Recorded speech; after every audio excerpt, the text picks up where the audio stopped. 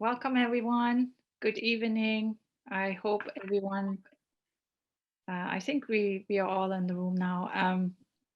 Again, my apologies for running a little bit late, but I hope you had a nice icebreaker and warmed up a little bit, sharing moments of appreciation, experiences of gratitude where you felt, experiencing a sense of gratitude.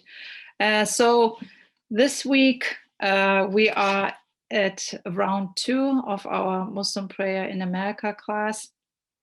And I'm happy to see so many people again. And so I'm going to get us started and just review our course outline, our plan for tonight. So as you remember, last week we started off by looking at the theological foundations, or looking at the Quran, which is for Muslims considered the first normative source, the first authoritative source, laying the foundation for everything that is important for Muslim life. And tonight we'll be taking a closer look at the embodied practice, so the practicalities of prayer. And the second normative source, equally important for Muslim life, is the life of Prophet Muhammad. So how is prayer described in the life of the Prophet, who again for Muslims, whose life for Muslims has a normative value? So that's our plan for tonight. We'll be looking really, I walk you through the different aspects of prayer, the practicalities. It's going to be a rather long lecture style kind of presentation, so lean in and don't feel overwhelmed by all of this. A lot of stuff is also repetitive, which follows the Quranic model.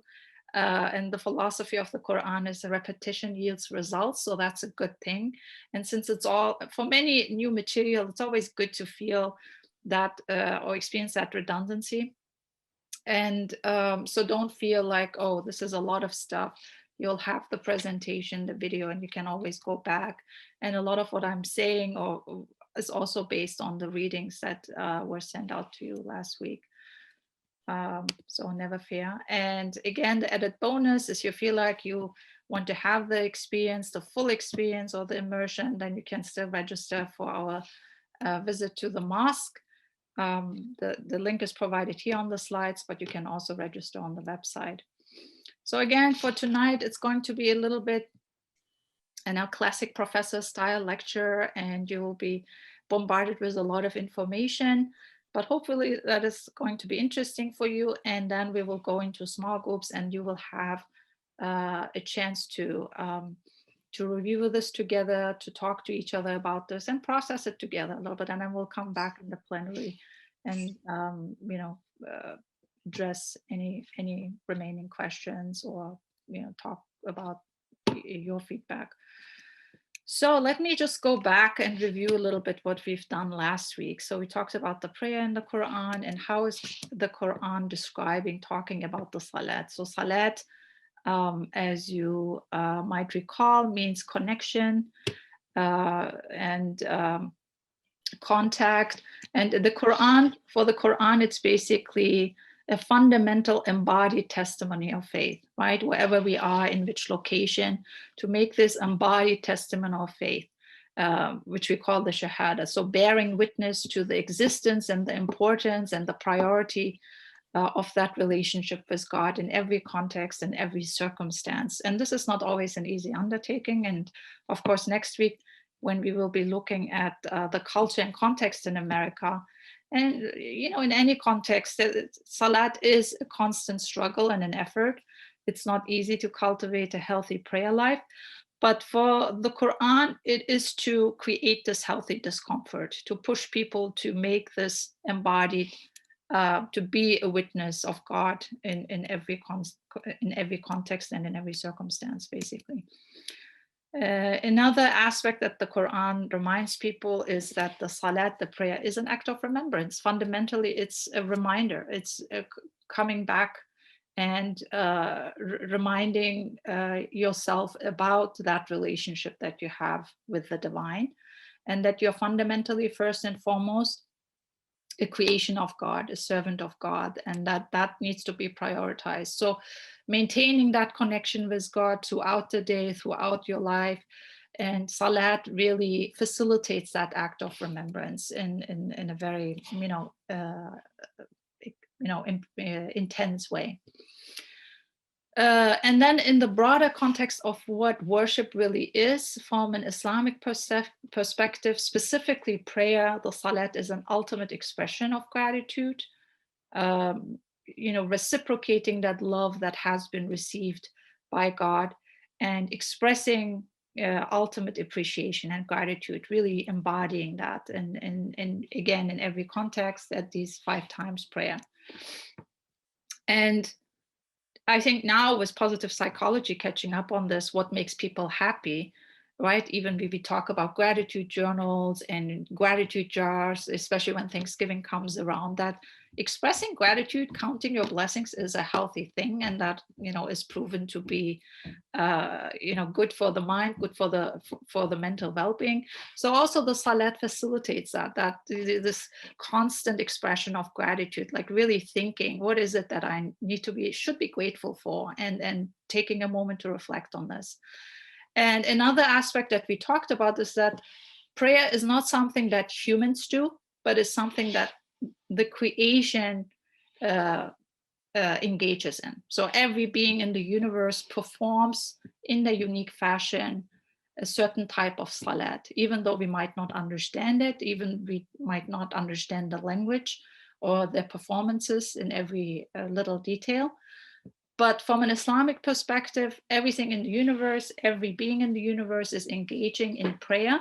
And the human being basically steps into that sacred community of worshipers and also commits him or herself to this act of prayer, basically. So it's a universal performance. It's not something only limited to the human community or the human family, which then leads to prayer being understood as an expression of stewardship in these motions that people perform, in these movements, to understand, as I'm going through these motions, I'm embodying these different beings in the universe, right? The animals and the trees and the mountains and the insects and the pebbles on the ground, and that everything has a unique sacredness and is uniquely and created by God. And by performing in the Salat, this kind of awareness comes back that I'm a steward, I'm a caretaker in this earth, that I'm a member in this sacred community, but that I also have responsibility. So as opposed to creating a sense of arrogance, actually Salat should humble a person, by being, becoming more aware of this notion that each and every human is a steward and a caretaker in this earth, and is in a very important relationship, interdependent relationship with the creation. We also learned that not only Prophet Muhammad and Muslims engage in prayer, but that prayer predates Prophet Muhammad, that prophets and messengers of God understood from an Islamic standpoint, Jesus and Moses and all prophets engaged in prayer, in Salat, that prostration, bowing down, standing, all these were elements in this divine, this chain of messengerhood, basically. So that's also something that, especially with the Abrahamic traditions, that is also established with the Salat, this kind of connection. And again, to review, the Quran talks about prayer being a source of strength and patience. It has also, serves as a mental resource, especially, with the current experience of the pandemic. There is what we call right now is a pandemic of loneliness. Like people feel lonely at times, and I think even with the engaging in prayer, the sense of loneliness is somehow a little bit lessened, because as you've seen in the material and in the readings, that healthy solitude is good, but the sense of loneliness is taken away in remembering that it's not only me who is engaging in prayer, but there are angels who are standing with me, alongside me, that the creation is engaging in prayer. And I believe even early in the pandemic, people suggest us to go hug trees, because literally there's this, I think, also the sacred element of, understanding that all beings provide, have this connection with the human being. And even, the practice of tree hugging, or engaging in certain acts of mindfulness and meditation provided this kind of inner strength, and was considered good for the mental well-being. I also linked 2 articles to the impact of Islamic prayer on mental health. I found there was some good research on the NIH page, so feel free to go back and look at these articles, how some of these medical professionals looked at what is the impact of engaging or performing Islamic prayer, and how it really impacts patients' mental health. Was very interesting. And then also the Quran talks about the Salat being a means for purification and repentance. People, between prayers, we might say things that are hurtful or harmful, and we do things that we regret. And then so it's a time then to come back and review the day, and get rid of some of the emotional clutter and the emotional burden. So that's also facilitated, at least from an Islamic perspective. And then also the Quran talked about Salat being, providing a protection from immorality, trying to invite the person to engage in healthy behavior and healthy moral conduct and all of that. So overall, aiming for positive character development. So again, that is just to review what we've done. The first week, we looked at the Quran for Muslims, again, the word of God. But that's not all what there is for Muslims, right? We also need practical role models. And this is for Muslims, the Sunnah, the life and the example of Prophet Muhammad. So if the Quran is the theory, the Prophet Muhammad is the real human example of how the Quran needs to be applied in daily life. So Muslims look up to him in all aspects of their being. Him being a human being first and foremost, but then him being a parent, a spouse, a friend, a relative, a community leader, a businessman. And in all these different roles, Muslims are informed through the example and the guidance of the Prophet Muhammad. And many of us learn through teachers, learn through role models, learn through parents. So he has this loving connection with the Muslim community, or the Muslim community has this loving connection with Prophet Muhammad. And the authority that is given to the Prophet is derived through the Quran. So the Quran, as you see in these 2 chapters and these 2 passages that I've cited here on the bottom, it says, you have a good model in the messenger of God for one who hopes for God and the last day. And I say, if you love God, follow me and God will love you. And for Muslims, the Sunnah basically means habit or model. So the model or the habits of the Prophet Muhammad and all the aspects of human life. But more, the technical definition is everything that the Prophet Muhammad said, did, or silently approved becomes then codified in the Hadith collection, in this textual canonized version. So the Sunnah is the concept, right? The living example of Prophet Muhammad. But the Hadith collections, these are the narrations where we have witnesses and his companions talking, and his wives, his relatives, all the early followers verifying about certain actions he did or sayings, and his silent approval. So all of this then becomes in Christian terms the canon basically, right? The Hadith collections, there are 6 who are canonized or authorized, and then Muslims go and look at these different at these narrations and then derive guidance out of it basically. Now, why is he so important? I think from an Islamic standpoint, he basically embodies all the things that God loves, right? So it's, imagine if you are a teacher and there's this one student in your class, and you really will love this one student because this student is basically embodying all the characteristics that you appreciate, right? And so, Elif çıkar mısın? And so, sorry, my daughter, they don't care about webinars going on, 7-year-old. And so this is the reason why I lost my train of thought. Of course, that happens when you have these little kids in your room. Anyway, Bismillah. So it's like the teacher, she left, so focus. I'm sorry for that. But this is the Zoom world, right? The cats and the children, they all jump over you. They can't, it's unpredictable. Anyway, so the Sunnah is important because from an Islamic perspective, it's basically, looking at this one student in your class, and this one student exemplifies or embodies all the characteristics that are really dear to you, right? And so punctuality, discipline, kindness, fairness, diligence, and all of that. And then you naturally want the other students also to imitate and emulate this one student. So it's about more what you love, and then you push the others also to adopt these habits and these good attitudes. So that's just on the importance of the Sunnah for Muslims. Now, in terms of the history in the reading, it was mentioned a little bit that for Muslims, prayer is like a little ascension to the divine. It's called the little Mi'raj, the little journey to God.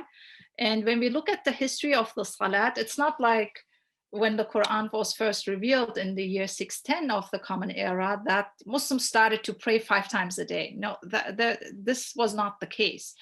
How was the Salat instituted? How was the 5 times prayer established? So in the 10th year of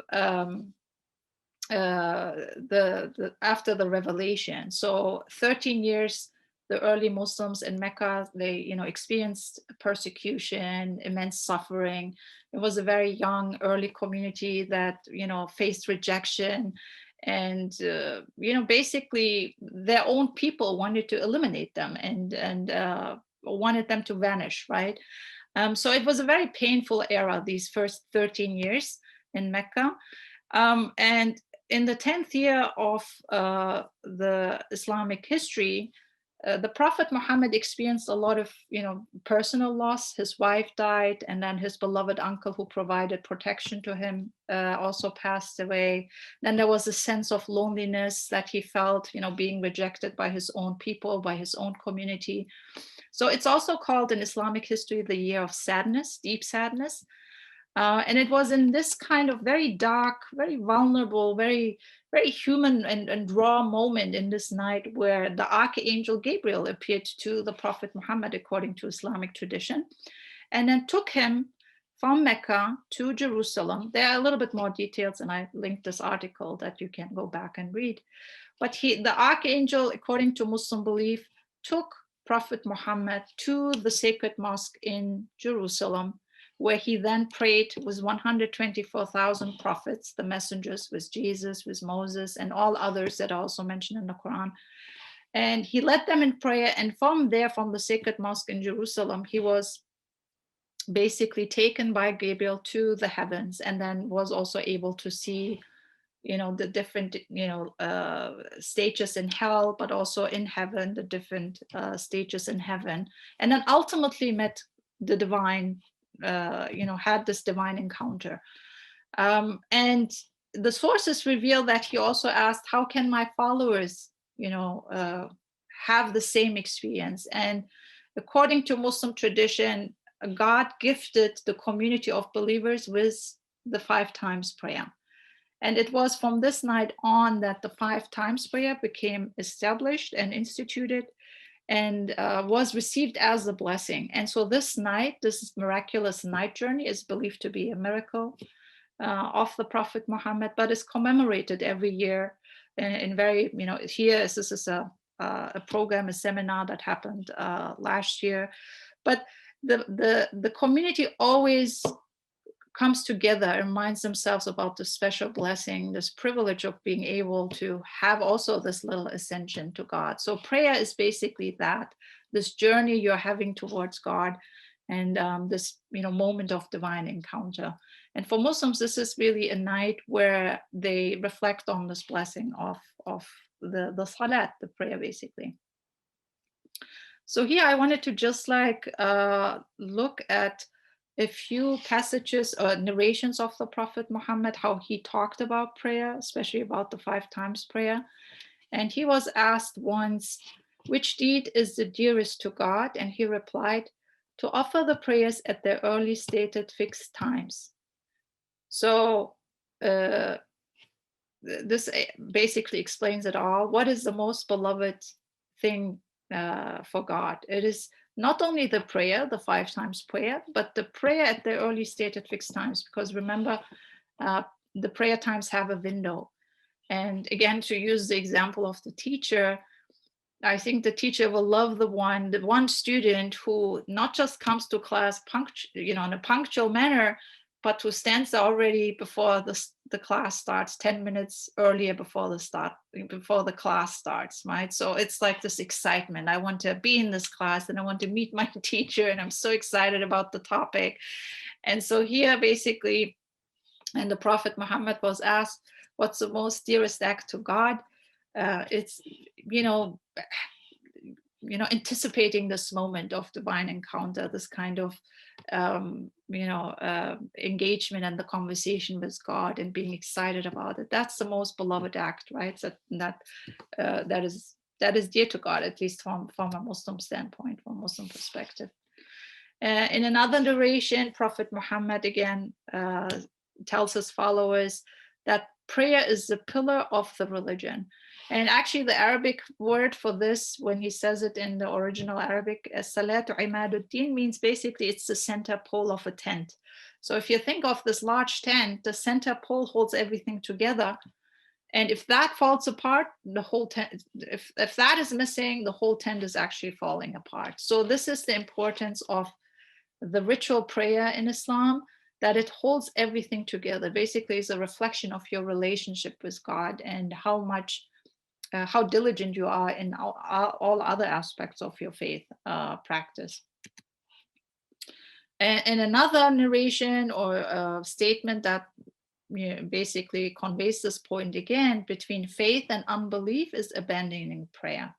So it's in the Islamic tradition, the 5 times prayer is an expression of your conviction and your faith and your belief. So it's not sufficient to just say I believe in God and then go my way, but expressing your commitment through the 5 times prayer in a diligent way and being vigilant about your prayers and making an effort to pray them in different circumstances.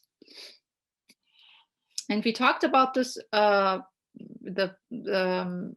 so Prophet Muhammad reiterating this notion that the 5 times prayer are a means for purification, for positive character development.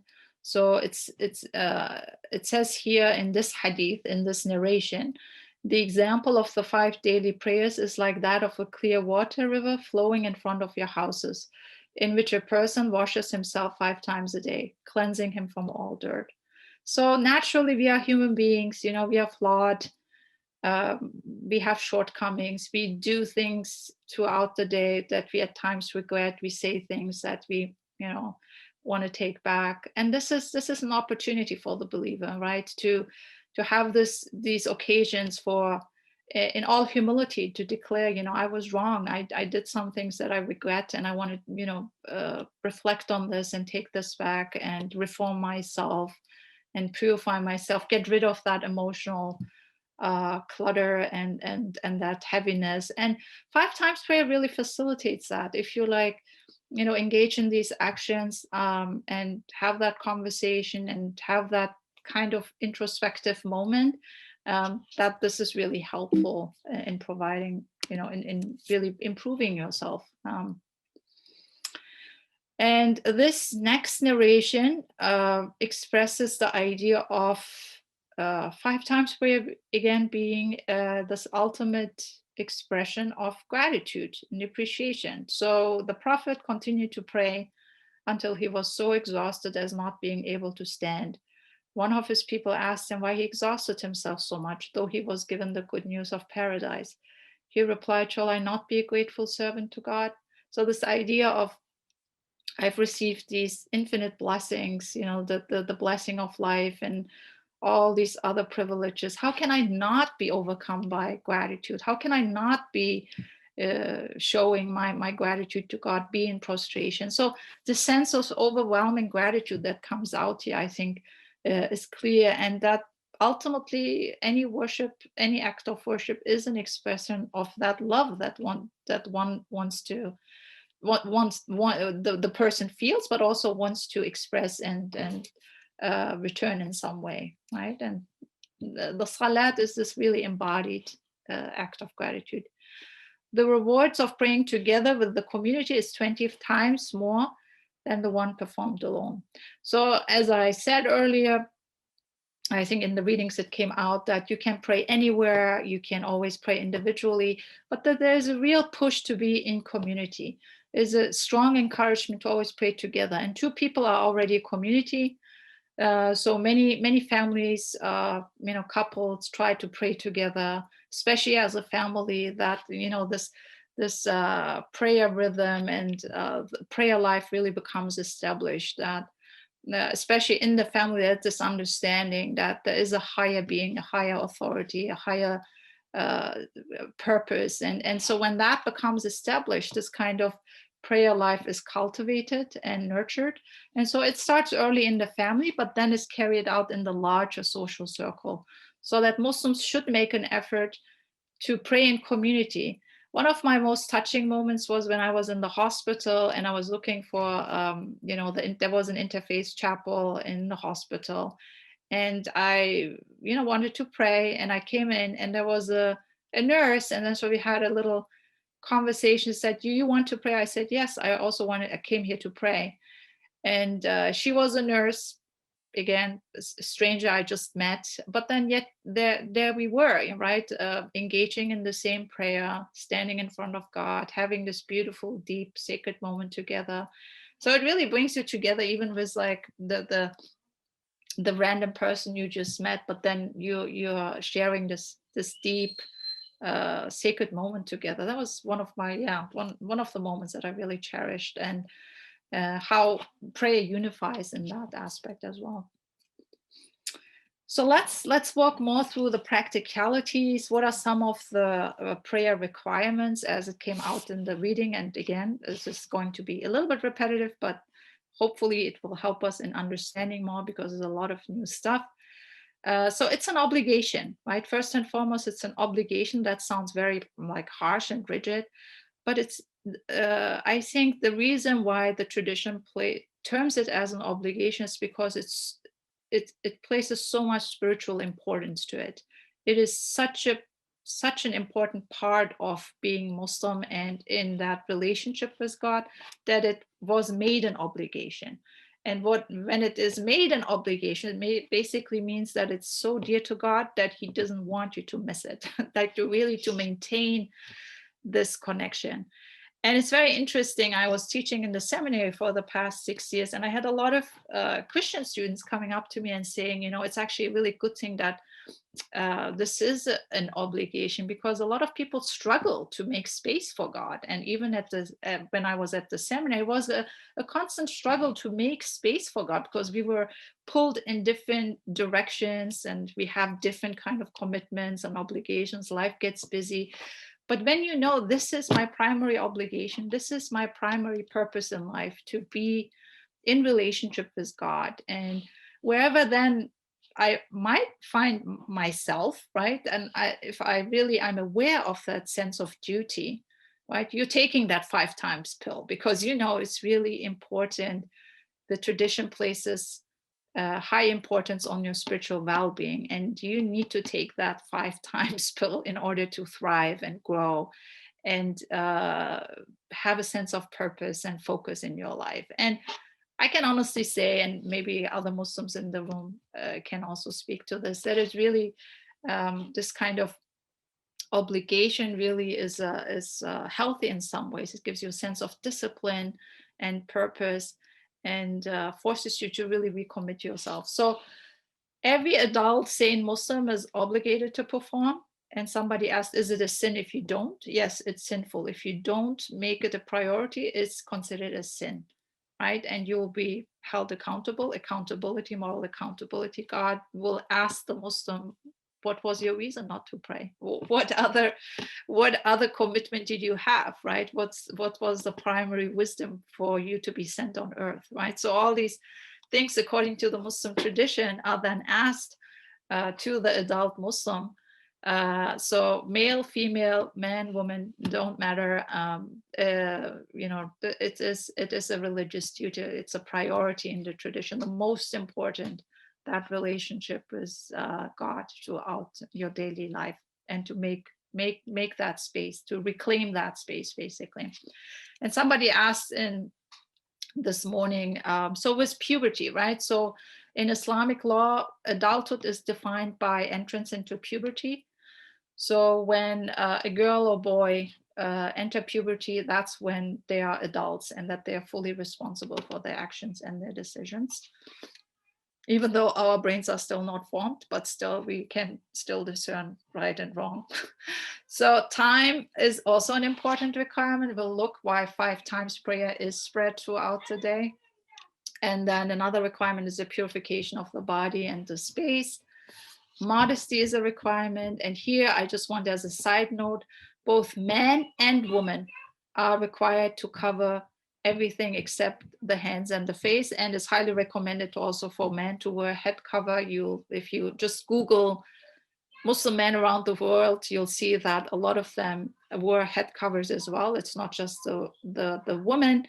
And so it's a highly recommended that men and women follow a modesty course, especially in prayer, because it's a very important moment. The spirit also of the prayer, it's, of course, there are so many prophetic narrations that state basically that many people don't have anything out of prayer except being tired and exhausting themselves, because the intention is not there, the mindfulness. It's not sufficient to just simply go through the motions, through the outward movements. You have to try to cultivate this awareness and this, mindfulness and the right intention. And last week we talked about not to making a show off, or trying to appear pious to others, but really trying to, I'm doing this for God, for God alone, and not to, show off in some way. And then, of course, the direction is very important. So in America, northeast is the Qibla, where we turn ourselves to the holy sanctuary, the Kaaba.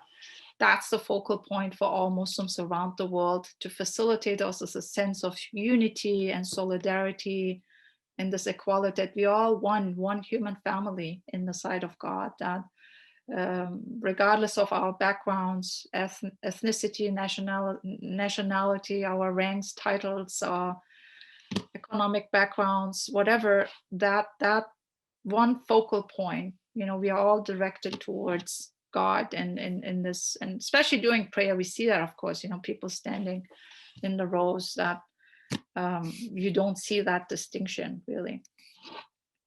So I'd like to invite you to listen to the call to prayer, which of course in many traditional Muslim societies marks the times of prayer. And the first call to prayer was in Mecca, in the holy sanctuary, where one of the early disciples of Prophet Muhammad basically was, calling to prayer. That happened the first time there. And so, of course, in many, countries where we don't hear the call to prayer, a lot of us use our iPhones, or we have special azan clocks in our homes that mark the time. I grew up in Germany, so I did not hear the public call to prayer, but I'm always moved when I'm in Turkey or in other Muslim countries. And when you hear the call to prayer, especially in public, it really allows you to slow down. And actually the recommendation is that you should pause and listen, and then also, of course, rush to participate in prayer if you find a mosque that is close by, or an Islamic center, that you make an effort to go and pray in community. So we'll listen to this, and maybe if you could just like throw out, one word, a little description, something that as you listen to this, how you feel, what's your observation. I'm just curious. Yeah, and then just like brief sharing, and then we'll continue from there.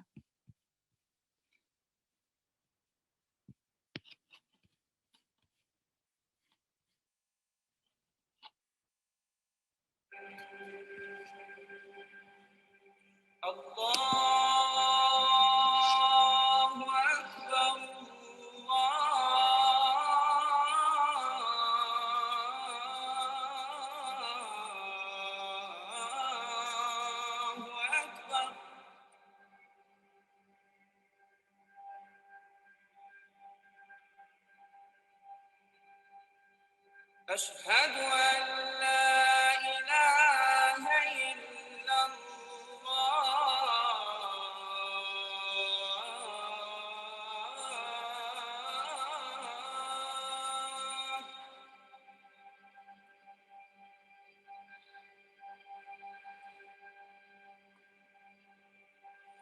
أشهد أن لا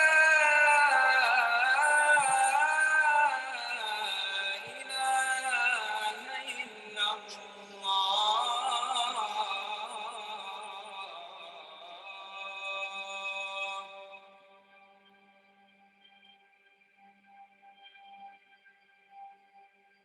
أشهد أن محمدًا رسول الله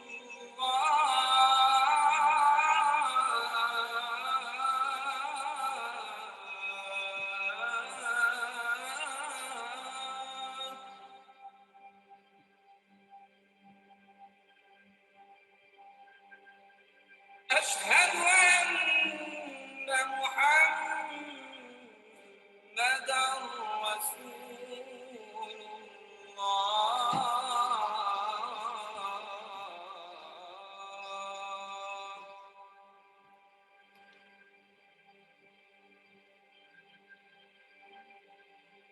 حي على الصلاة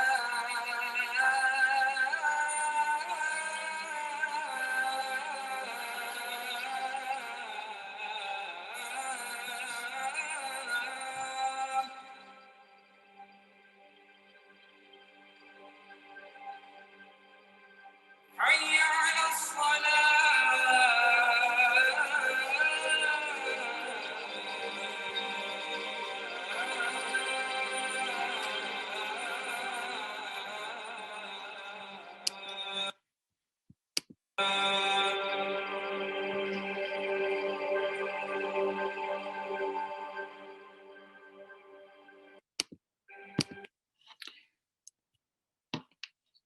So this was not the full azan. I just realized that a little part is missing, but that's okay.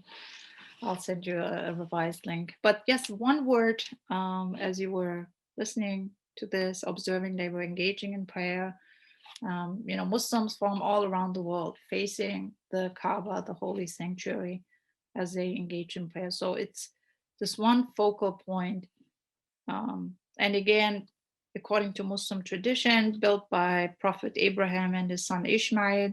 And so as Muslims engage in prayer, it's, as I told you last time, it's also kind of an imaginary pilgrimage, trying to bring yourself into the space, into the sacred, you see these concentric circles.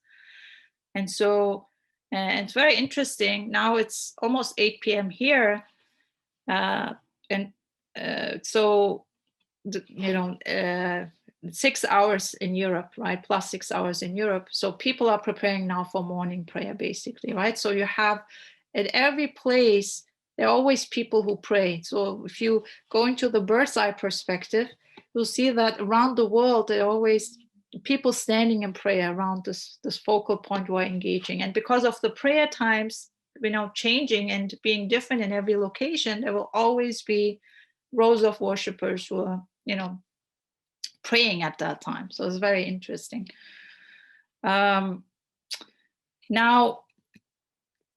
let's move on, especially with the prayer times. According to the Quran, time is created, right? Time is sacred. Time marks certain passages. And why 5 times prayer? There were certain explanations in the reading, and we see here from the Quranic passage that the Quran says, it is God who created the night and the day and the sun and the moon. All the celestial bodies swim along each in its rounded course. So time is created, the seasons are created. And so for the Quran, time plays an important role. And when Muslims engage, for example, in the morning prayer, they're not just reminded of their own beginning, like this age of infancy and your own creation, the beginning of human creation, but it's also beginning of a new day, but also the beginning of the universe at large. So because there is the belief that the world was created, had a beginning, right? And then to reflect on these important times and moments where all these very interesting events occur. So not just your own creation, not just your own beginning, not just the beginning of the day, right? So Muslims I think this right now in the summertime. So the first light of dawn is around 4:30 until 5:57 a.m. You have this window to perform your morning prayer. And it's in this period where you're then invited to reflect on this very important stage of your life. You were given the blessing of life. You were created by God. And so just like really time marks this, or this facilitating the morning prayer at this important time, as also inviting the person to reflect on these important episodes in their own life, but also the episodes of the creation at large, right? So the connection with the day, the connection with the seasons, the connection with the time of the universe. And then as we move on into noon, a very specific time is also the reflecting on the period of youth, right? It's a very emotionally heightened time, this time of activism, this a very, very, very specific time, a very blessed time that also God has created for certain purposes, and to reflect on this as well, right? And then as the day goes by, the busyness, to reflect also on the seasons of the earth, but also the times of the creation at large. And then as we move into afternoon, the mature age, which the day comes slowly to an end. And then there's this, things have been done, the day slows down slowly. And there are also certain important things that are happening, blessings that are given for this certain period, right? Was also explained in the reading. And then the evening prayer marking the end of the day, marking our old age, it's a different season of our lives. A different time of the day, where we are pondering about what is our legacy, what are we leaving behind, what have we done throughout the day. And so again, moments for particular reflection. And then the night prayer ultimately, to reflect on our own personal death, the ultimate reality, as we are facing or will experience the darkness in our grave. What is it that will provide us light? And according to the Quran, it is this relationship with God, right? Your faith with God, your relationship with God, the good deeds and the good actions that you take with you, everyone departing, leaving you, your loved ones. So these times mark important transitions, and also are very important moments for reflection. And time facilitates, the seasons. Even, as we go through the seasons, we also experience that there are certain emotions and feelings kicking in and creating a different type of engagement. So in that sense, 5 times prayers are spread throughout the day, so the human being can reflect or ponder about these different seasons of life and different seasons of the creation, and make that connection as well. I have a few more slides and then we'll be finished.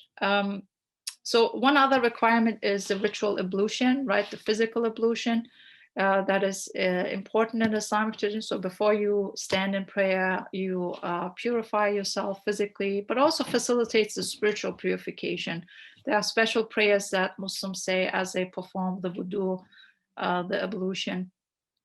And there's also the sense of, as we, engage the parts of our body, right? Our hands and our face, our, the mouth, and rinsing our nose, and all these different body parts, that these elements of our body are also sacred, right? The Quran says that the Quran sees every body part as a trust, as an amana.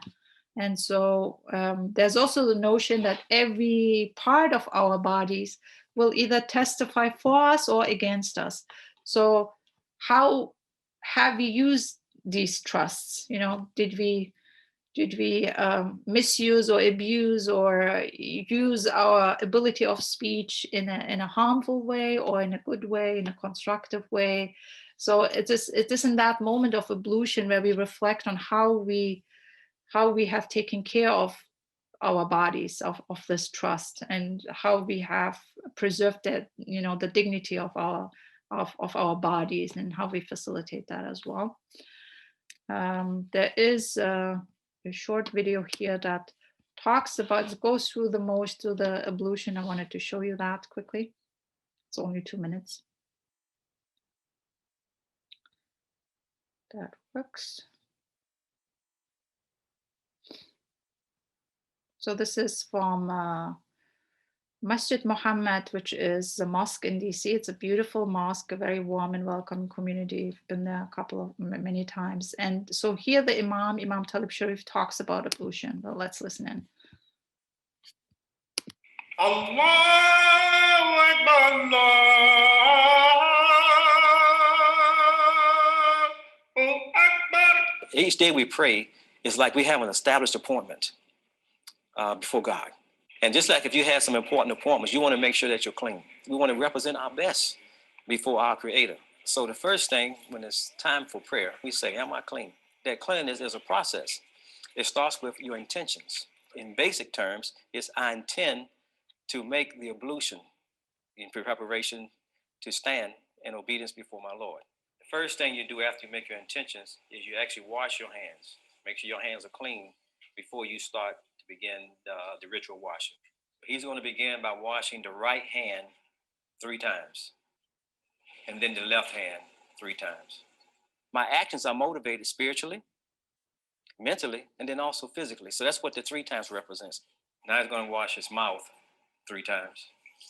I need my mouth to be clean, so it would be consistent with my actions. I wouldn't do something and say something else. The Quran says our life should be in agreement with what we say. And then he's going to wash his nose, and that'll be followed by the whole face 3 times. So now I'm going through a process. We think, we act, we defend, we seek to purify ourselves in our spirit. This time he's going to focus on just the arms and not the hands. Just do the right arm first and then the left arm. And now he's just going to wipe over his hair from the front to the back, and then he's going to clean out both ears, and then now he'll be going from there to the feet. He's going to do the right foot first, up to the ankle 3 times. And he's going to go to the left also 3 times. But he'll make this a small prayer, asking God to give him light, bless him to shine. That completes the ritual washing called wudu. There's a common expression that says cleanliness is next to godliness. This is a part of what's in the spirit of what came from the prophet, peace be upon him, and what the Quran also gives us about being clean.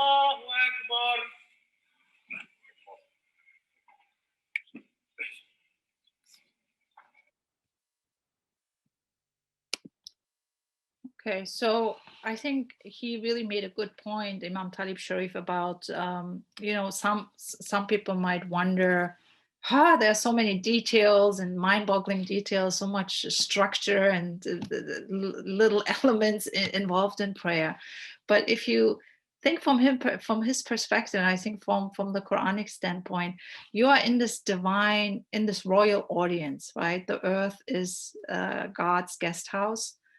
And you are this very important special guest. I mean, imagine somebody invites you to the White House. This is like, special invitation. And there's so much protocol involved. There's so much security check. You know, you want to make sure you show up in your best clothes, that, you know, you're super aware of your behavior and your conduct and how you appear and how you express yourselves, how you talk, how you look. I think this is the sense that tradition, the importance that the tradition conveys, that you are in this royal audience, in this divine audience, in this divine encounter, actually all the time, right? And to be aware, to be mindful of your encounter with the divine at every moment, actually. And the prayer actually facilitates that, basically invites you to live fully into the sacred presence, because it is this royal invitation, this divine invitation, and to be in God, who is most deserving of, going through that protocol. It's the Lord of the worlds. I mean, it's the creator of the universe. And then to think, oh, okay, I can show up in my sweatpants, or I don't need to prepare anything, I'll just be, and that's it. Yes, of course, that's also the beauty of God, and that's not taken away in the Islamic tradition. But there's also this idea of really, preparing and encountering God in the most beautiful manner.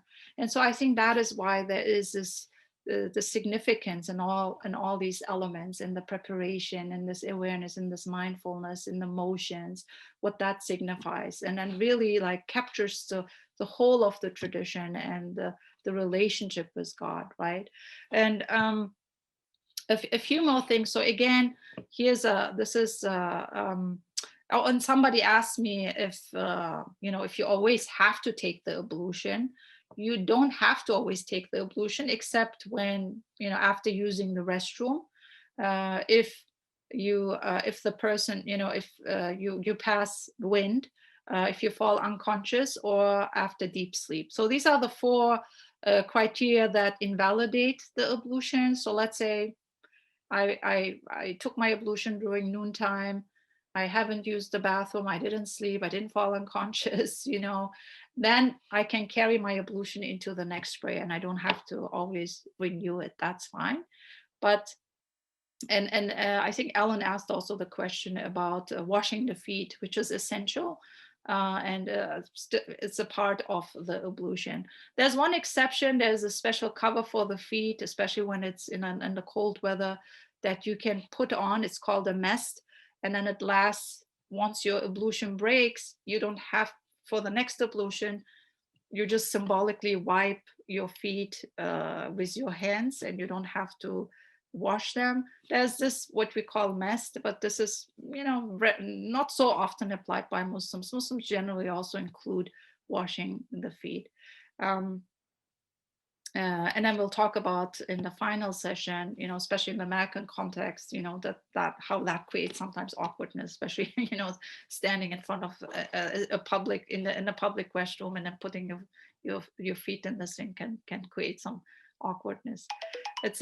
This is a quote from the Risale Nur Quran commentary. It again talks about these different motions and movements in prayer. So just as the human being is an example in miniature of the greater world, and Surah Al-Fatiha, a shining sample of the Quran of mighty stature, so are the prescribed prayers a comprehensive luminous index of all varieties of worship, and a sacred map pointing to all the shades of worship of all the classes of creatures. So I basically talked about this, sorry, my phone, basically that these motions and these different movements during prayer are, establishing these connections with the creation. So I'll stop here. This is linked for you can look at this video later on, just like showing how prayer is performed in detail. But now it's your turn to talk.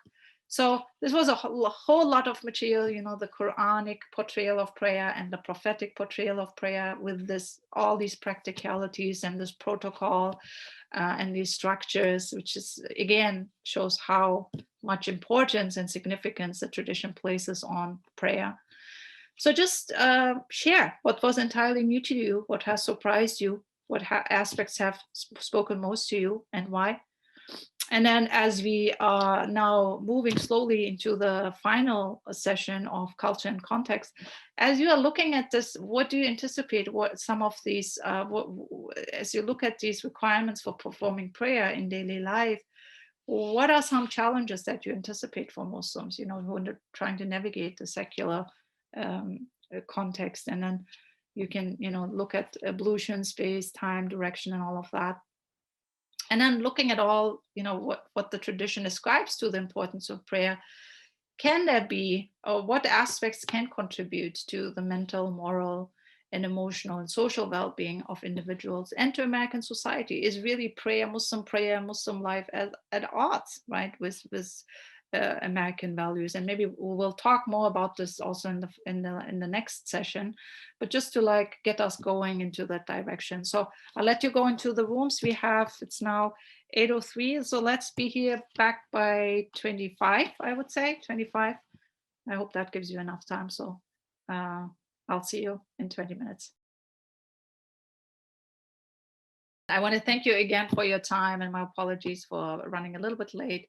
But next week, be on the lookout for next week's case studies. We'll go into the practicalities and how do we navigate this awkwardness in a secular context, and how do we take away that anxiety from our fellow American citizens when they come into the bathroom and see us washing our feet. It's so to be continued. Stay well, and hope to see you next week. Bye.